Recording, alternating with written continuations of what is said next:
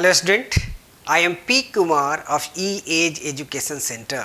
Within this session, we are going to discuss about momentum, change in momentum. ये हमारे पास कोई particle है, let m is the mass of this object and it is moving with the constant velocity with the velocity v along the direction.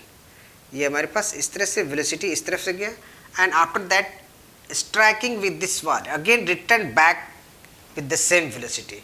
अब यहाँ पर देखिए it is going along the directions, यहाँ पर ऐसे टकराया, टकराने के बाद फिर again return with the same speed. Then what the value of change of momentum, क्या फाइंड करना हम लोग को, चेंज ऑफ मोमेंटम. अब देखिए यहाँ पर कोई पार्टिकल है, it is moving along the directions with the velocity v and M is the mass of this object.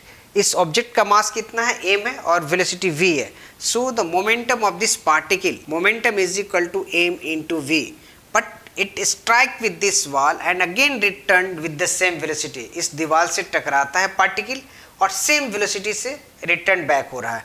तब इसके बाद हम ये कहते हैं कि when it after the striking, टकराने के बाद इसका जो मोमेंटम होगा, ये हमारे पास हो गया momentum before the collision, momentum striking with the wall, या मोमेंटम बिफोर वॉल. ये हमारे पास क्या होगा, ये momentum before collision with wall that is equal to mv and it is going along the direction. See, इस तरफ जा रहा है दीवार की तरफ. after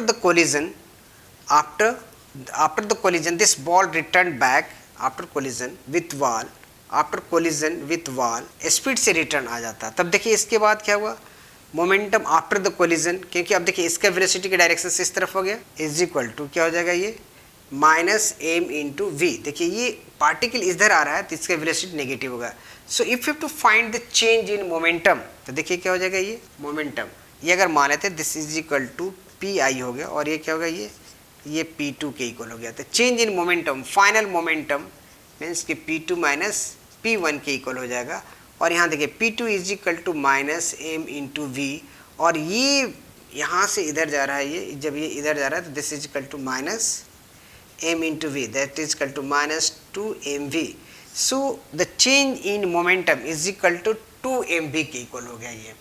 तो इस तरह से we can find the change in momentum. now we come on the questions of the NCERT के जो क्वेश्चन है उस पर आते हैं हम लोग. अब चलिए देखिए हम लोग दूसरा क्वेश्चन लेते हैं. नेक्स्ट क्वेश्चन, अगर हम मान लेते हैं कि कोई पार्टिकल, अब हमारे पास क्या होगा कि अगर ये कोई, अब question number 13 we are going to discuss the question number 13. A hockey ball of the mass 200 gram, hockey ball of the mass 200 gram traveling at 10 meter per second is struck by a hockey stick. Now see here the question number 13 of the NCERT.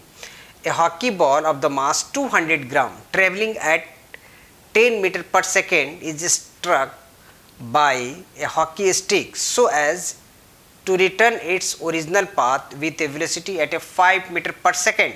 जब भी 10 metre के speed से जा रहा है, return आ रहा है 5 meter. Calculate the magnitude of change of the momentum occur in the motion of a hockey ball by the force applied by the hockey stick. अब देखिए ये हमारे पास हॉकी बॉल है, ये यहाँ से it is moving along the directions, ये ऐसे जा रहा है. The mass of this is equal to 200 gram and the velocity is equal to 10 meter per second. तो देखिए इसका जो इनिशियल मोमेंटम हो गया P1 is this is the Pi is the initial momentum, this is equal to mass into velocity. Here is the mass 200 gram, so it must be converted into the kg. So this is equal to 200 into 10 to the power minus 3. इसको 1000 से divide कर लें या 10 to the power minus 3 से multiply कर दें और velocity is equal to given what, 10 meter. तो ये देखिए हमारे पास होगा, इस तरह से हमारे पास मोमेंटम होगा और इसका डायरेक्शन क्या होगा, इस तरफ होगा. और यहाँ से जैसे ही यहाँ पर आया, फिर इसके बाद इसको हॉकी स्टिक से इसके ऊपर स्ट्रक करते हैं और ये ball return back with a speed 5 meter per second.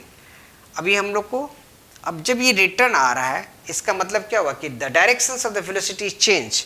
So the final momentum P2 is equal to this, the final momentum term is equal to, देखिए मास तो वही रहेगा, mass is equal to 200 into 10 to the power minus 3 kg और velocity कितना हो गया 5. तो ये हमारे पास हो गया दिस इतना kg यहाँ पर माइनस साइन हो जाएगा। क्यों माइनस साइन होगा? क्योंकि इसका वेलोसिटी का डायरेक्शन अपोजिट हो गया, तो इतना KG meter per second. So we have to find calculate the magnitude of change of momentum. So the change in momentum that is equal to P2 minus P1, ये हमारे पास होगा change in momentum. यहाँ पर देखिए, यहाँ पर हो गया this is equal to minus into 10 to the power minus 3 into 5 minus, यहाँ पर क्या कर लेंगे ये, फिर यहाँ पर देखिए ये प्लस है, तो यहाँ पर 200 into 10 to the power minus 3 into 10। अब इसको अगर हमको सिंप्लीफाई करना है, यहाँ भी माइनस हो गया माइनस, तो माइनस ऐसे कर लेते हैं 200 into 10 to the power minus 3 और ये 15 प्लस 5 प्लस 10 और this is equal to minus 200 into 15 into 10 to the power minus 3।